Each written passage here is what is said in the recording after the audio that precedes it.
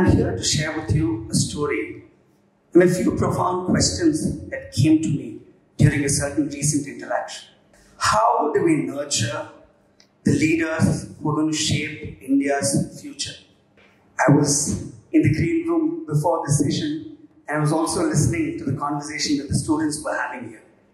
There's so much energy. That was the same energy that I saw a couple of weeks before in my district, Virupuram. I was interacting with 50 young students, each of them bright, and the event was curated to wish them the best for the public exams. All of us remember the board exams, those nervous, anxious moments. The district collector and all of us wanted to wish them the best of luck. All of them were from rural parts of Virupuram, government school children. And what happened in that interaction was truly remarkable. On asking them what they wanted to become when they became old, each of them resounded their chorus of dreams. Many of them wanted to become IAS, IPS officers. That's the recent trend, right? Many of you might have watched 12th Fail or the Aspirant series. There's so much energy about the civil services on social media.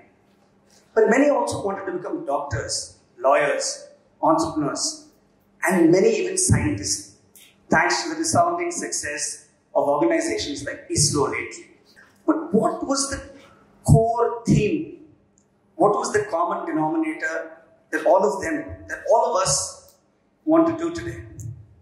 The common denominator is to want to be a change maker. Everybody wants to make a difference.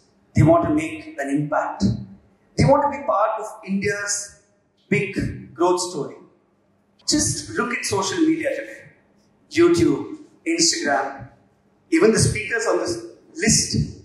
Everybody is inspiring.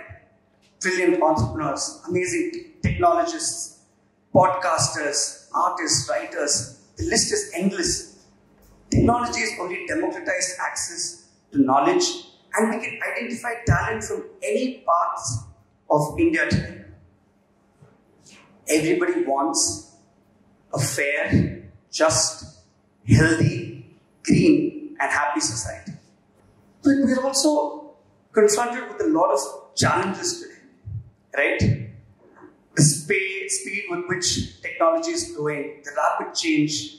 All of us engineers, we wonder, can we really keep up with the changes in mathematics, physics, artificial intelligence? It's very, very scary. Even as a bureaucrat, I remember when I started off end of school, I didn't know what to take as a subject. I still remember when I was in my graduation, I felt like I didn't know anything. Even now, I always wonder how much more there is to learn. Along with this great aspiration, we also have challenges. The post-COVID world has changed our lifestyle. Kids today have a difference in education post-COVID. AI and uncertainties of climate change, everything are great challenges that we have today. How then can we nurture and hone this talent that we have today? How do we look beyond the horizon? Bridge the disparities in rural India, in urban India, and really create inclusive growth. And I'm reflecting this through 6 life lessons myself. My parents have been great inspiration. I've also had great teachers who have helped me in times of crisis. And I'm going to give you 6 of these life lessons, which could be used across domains, whichever part of your career you are. I think about these every single day, and I'm sure you will find them useful as well. The first one, know your country and your heritage.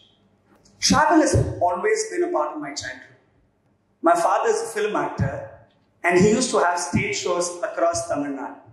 I still remember as a child going to Chidambaram, Madurai, Tanjavur, the rural parts of India. And I was always fascinated by the fields, the rivers, the artists there, the temples, and the stories. Each of these things stick to me until today.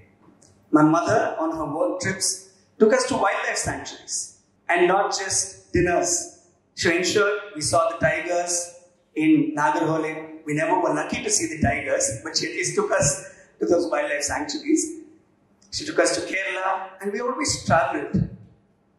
And I realized that travel is a great educator, and it's a good way to understand the country. I grew up in Chennai, a city that UNESCO has mentioned is a creative city. Every street here breathes history. The Margari music season, the various cuisines here, Italy, Sambar, the temples, everything is beautiful. Even the recent Mottamadi music, which is the latest addition to our cultural landscape, are phenomenal. I'm lucky to have been nurtured here. The Lal Bahadur Shastri National Academy of Administration in Mussoorie is set at the backdrop of the Himalayas. I always wondered, why did they have to put the IAS Academy up in the hills? There's something magical about the Himalayas. It truly inspires you. It humbles you. It makes one realize that we really don't know as much. But what is all this relevance for youngsters? For us, Bharat Darshan is important, State Darshan is important because IAS officers need to know history to be better administrators. But what is in it for an entrepreneur, for a technologist, for a leader of tomorrow? Visiting various parts of India, I've realized that there is a beautiful market out there. Our geographical indicator products, the traditional wisdom of so many of our artists is a great potential to be tapped into. We can look at ecotourism. Students can look at alternate career paths like tour guides, heritage conservationists, epigraphists. We also get to understand that there's great diversity, biodiversity, and nature that we need to protect. And this is important for the future. Tech can bridge this, and traveling is the best way. So next time you're here, go and visit Tirunelveli to see the Pathamadai pie makers. I don't know how many of you visited the Vedandangal bird sanctuary a couple of hours from Chennai. And gift your friends gifts locally made, a Nachiyar Koil lamp or a Swami Malai bronze. So explore your city, your state, and the country. I'm sure it will teach you a lot more than theory. The second lesson is about taking up responsibility and ownership for its own sake. And I remember a very important story with respect to this. And it stayed with me all my life. It was the last day of my 11th standard.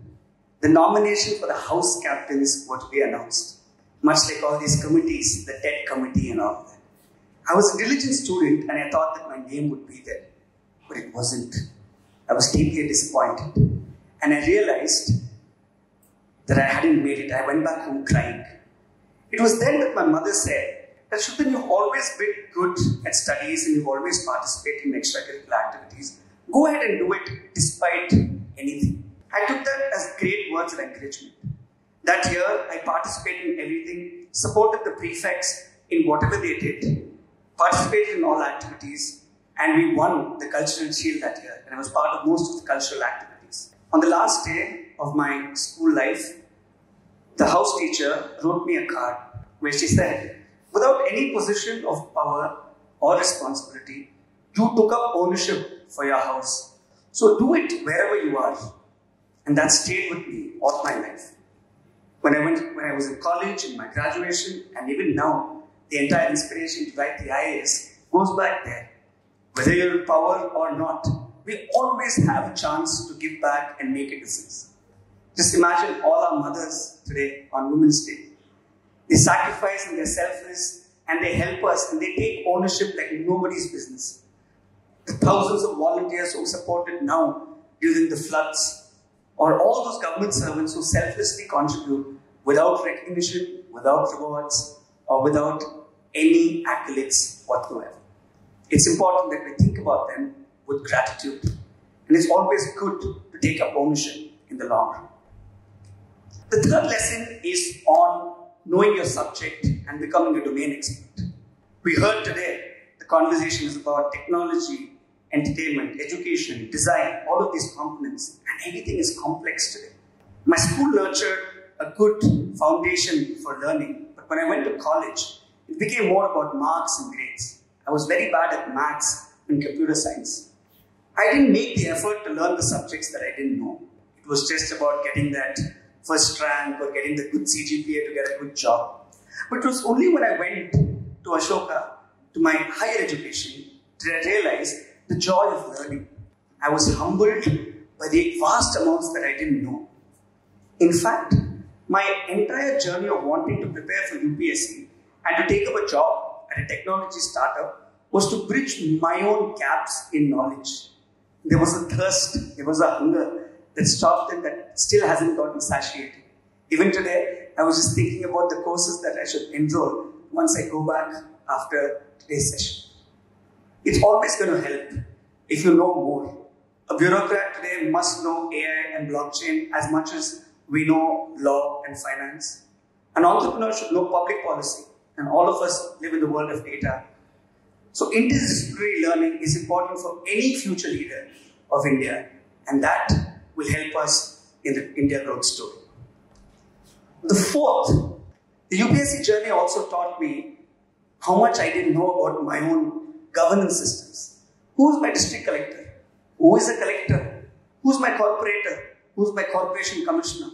Who are the ones who keep our streets clean? I didn't know. It was only in my interactions with seasoned bureaucrats, my travels, my internships, did I realize how less I knew.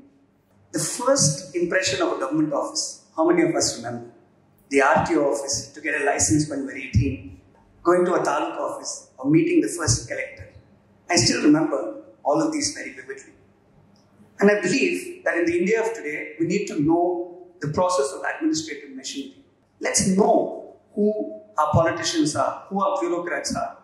It's important to solve crises locally and quickly. It's also important to know this to innovate.